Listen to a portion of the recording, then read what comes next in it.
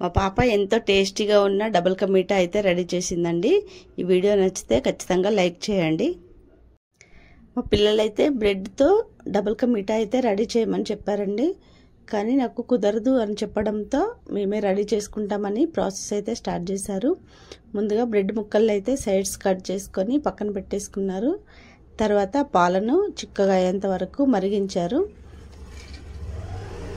తర్వాత ఒక బాణీలో ఆయిల్ పోసేసి బ్రెడ్ ముక్కల్ని అయితే బ్రౌన్ కలర్ వచ్చేంత వరకు వేయించి పక్కన పెట్టేసుకున్నారు. వాటిని అయితే చిన్న చిన్న ముక్కలుగా కట్ చేసి రెడీగా అయితే పెట్టేసుకున్నారు.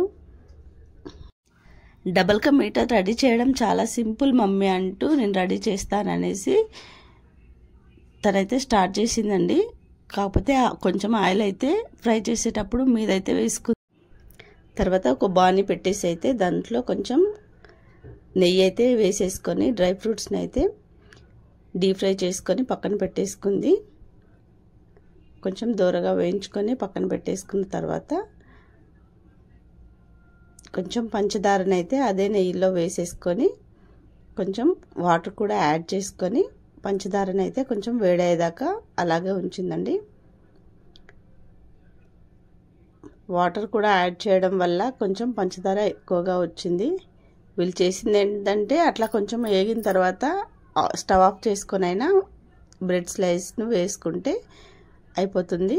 కానీ తను స్టవ్ ఆన్లోనే ఉంచి బ్రెడ్ ముక్కలను అయితే వేసేసింది. అలా పంచదారలో వేసిన బ్రెడ్ ముక్కల పై నుంచి అయితే పాలను అయితే మిక్స్ చేసింది. అలా మిక్స్ చేయడం వల్ల పాలు మంచిగా బ్రెడ్లో వెళ్ళేసి మనకు డబుల్ కా మీఠా అయితే చాలా టేస్టీగా అనిపిస్తుంది. పైనుంచి డ్రై ఫ్రూట్స్ అవి మనం గార్నిష్ చేసుకున్నాం అనుకోండి, మనకు బ్రెడ్తో కూడిన డబుల్ కా మీఠా అయితే రెడీ అయిపోయింది. ఈ వీడియో నచ్చితే కనుక ఖచ్చితంగా లైక్ చేసి సబ్స్క్రైబ్ చేయడం మర్చిపోకండి.